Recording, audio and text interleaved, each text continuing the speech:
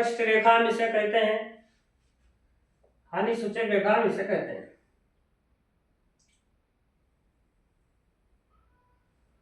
इसी रेखा के आप दूसरे परिणाम को समझने का प्रयास करें कि मानो रेखा तो चल रही है परंतु जीवन रेखा तक आ रही है, परंतु जीवन रेखा को काटती हुई नजर नहीं पड़ रही है, दिखाई नहीं पड़ रही है।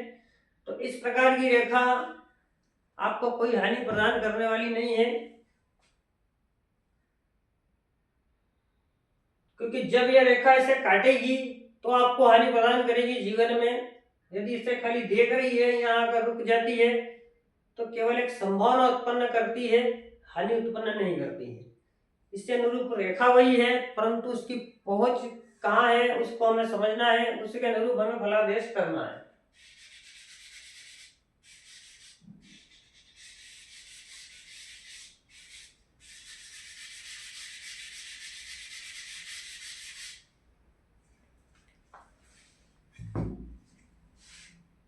उसी के अनुरूप जो ये फेक लाइन चलती है जीवन रेखा से भी निकलती है। अधिकतर हाथों में, आप अपने हाथों में देखोगे तो आपको लाइफ लाइन से शुरू हुई दिखाई देगी या चंद्रमा से शुरू हुई दिखाई देगी। तो इसके अनुरूप यदि यह रेखा शुरू होकर जीवन रेखा को यदि काटती है तो केवल जीवन में कष्ट उत्पन्न बताती है, वो भी सूक्ष्म, महीन, कुछ दिनों तक, 10 या 15 दिन या 1 महीना। उसी के अनुरूप समय गया फिर आपका जीवन वैसे ही चलता है। उसी अनुरूप यदि रेखा बढ़कर भाग्य रेखा को यदि काटती है तो आपको धन की हानि देखना ही है। आपके जीवन में जो कुछ आपने जमा करा है वो यहाँ आकर किसी कारणवश, कारणों का हम पता नहीं लगा सकते हैं, उससे अनुरूप जो धन रेखा है इसको काटती है तो धन की हानि आपको अवश्य दिखाती है। इस आयु के अंतर्गत कुछ भी धन की हानि आपको अपने जीवन में देखने को मिलेगी ही मिलेगी। कारण कुछ भी हो सकते हैं, कारणों का कोई भरोसा नहीं। तो इसी रेखाएं कष्टप्रद रेखाएं हैं जो जीवन रेखा को काटती है।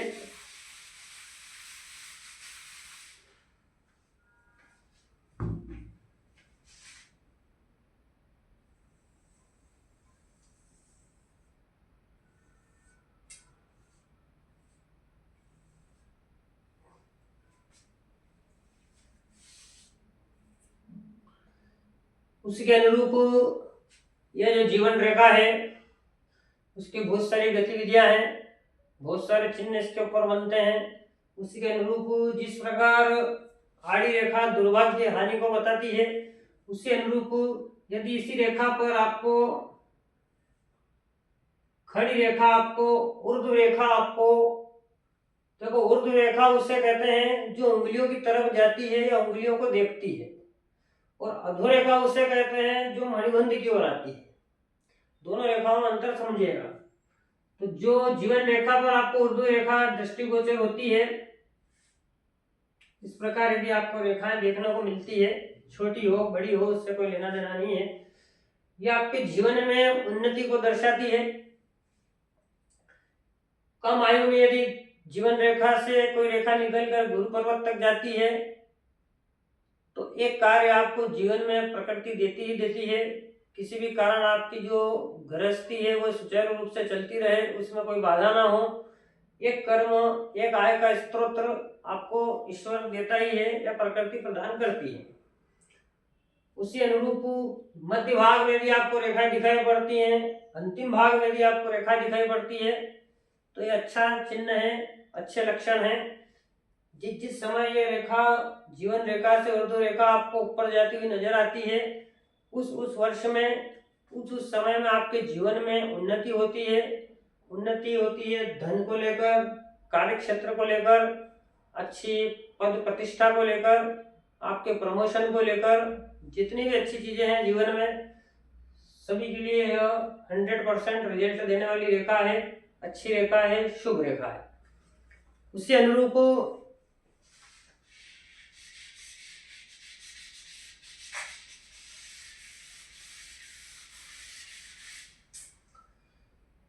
इसी रेखा से यदि आपको नीचे गिरती हुई अधोरेखाएं मणिबंध की ओर जाती हुई या अधोरेखाएं दृष्टिगोचर होती है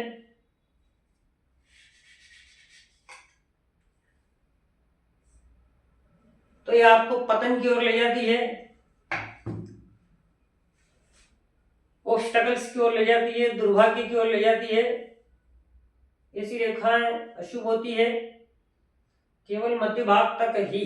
उसके बाद यदि जीवन रेखा से शाखाएं आपको मणिबंध की ओर नजर आती है तो इसका परिणाम अलग होता है, जिसे हम मत्स्य रेखा कहते हैं। उसके बारे में भी आपको जानकारी मिलेगी। परंतु यदि इस प्रकार की शाखाएं यदि गिरती हुई नजर आती है तो यह अशुभ है, जीवन की हानि करने वाली रेखा है।